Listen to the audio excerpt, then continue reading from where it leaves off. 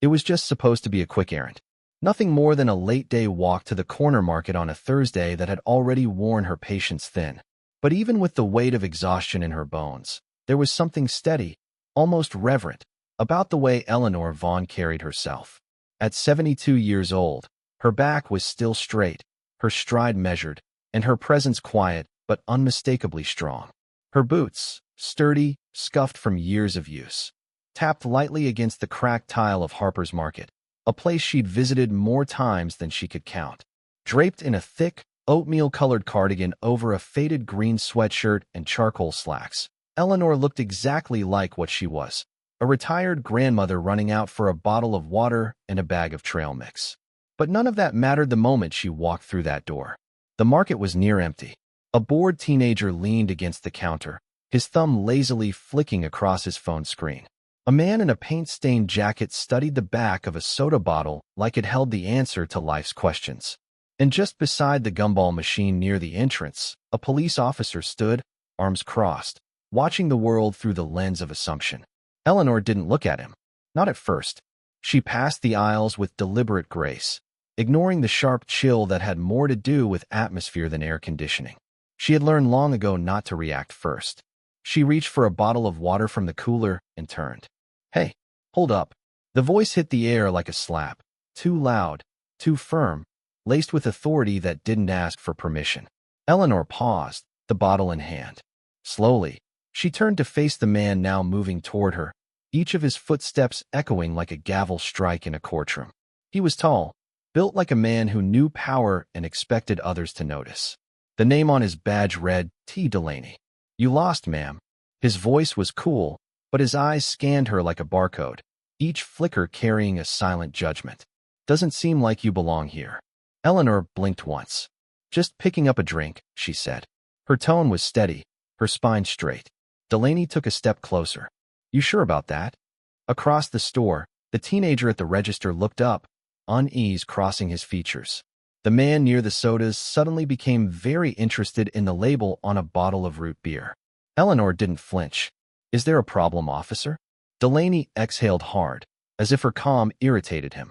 "Yeah, I think there is.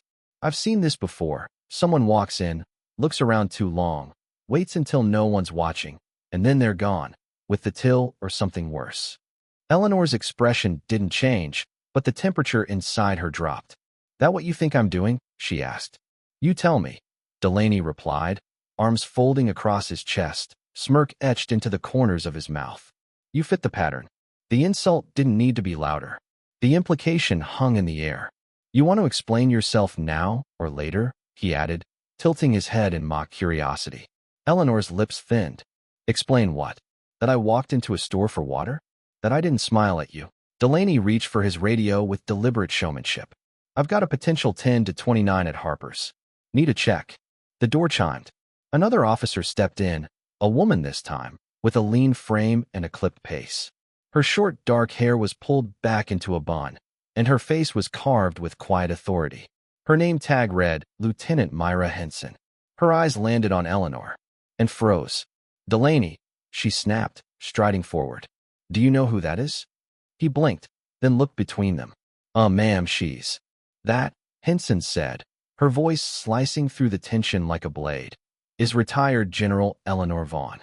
You just tried to detain one of the most decorated military officers in the state over a bottle of water." Silence.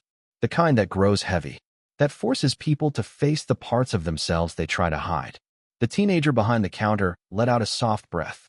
The man near the sodas took out his phone and began to record. Eleanor folded her arms. Delaney fidgeted. I didn't know." "You didn't ask," Henson said. "You profiled. You saw an older black woman in casual clothes and assumed criminal." Eleanor's voice was low, cold steel beneath silk. "That what you saw, officer?" Delaney opened his mouth, then closed it. "I was just doing my job." "That's what you call this?" she asked. "Reasonable suspicion," he replied weakly. "No," Eleanor said. "It wasn't."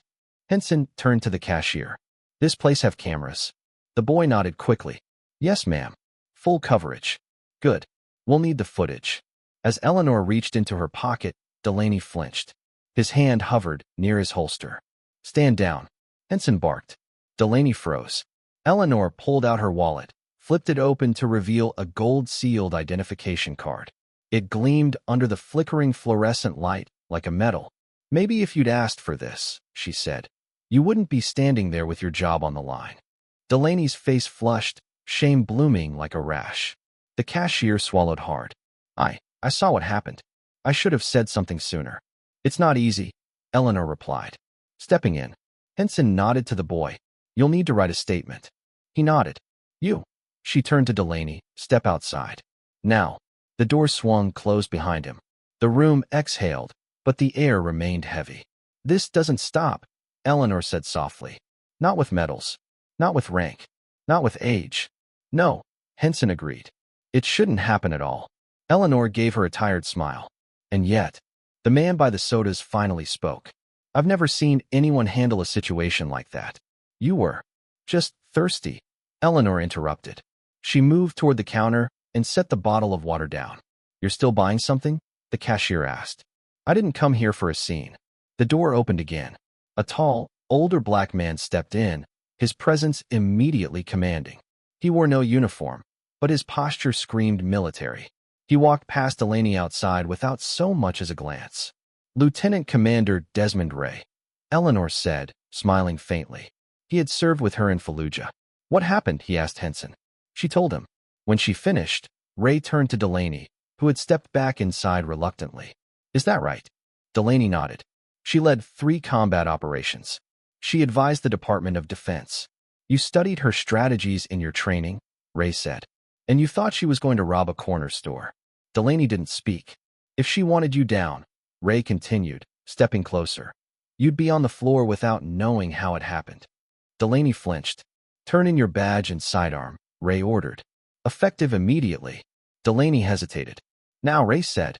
With trembling hands, Delaney unclipped both and placed them in Ray's waiting palm. Eleanor watched, arms still folded. No satisfaction crossed her face. Only the kind of sadness that lives in the hearts of those who've seen too many days like this. "A simple 'May I see your ID, ma'am?' would have saved you a world of trouble," she said. Ray nodded. "Sorry you went through this." "I've had worse," she said. "You shouldn't have to," Henson murmured. "The footage will be processed by tonight," she added. "Do you want to file a formal complaint?"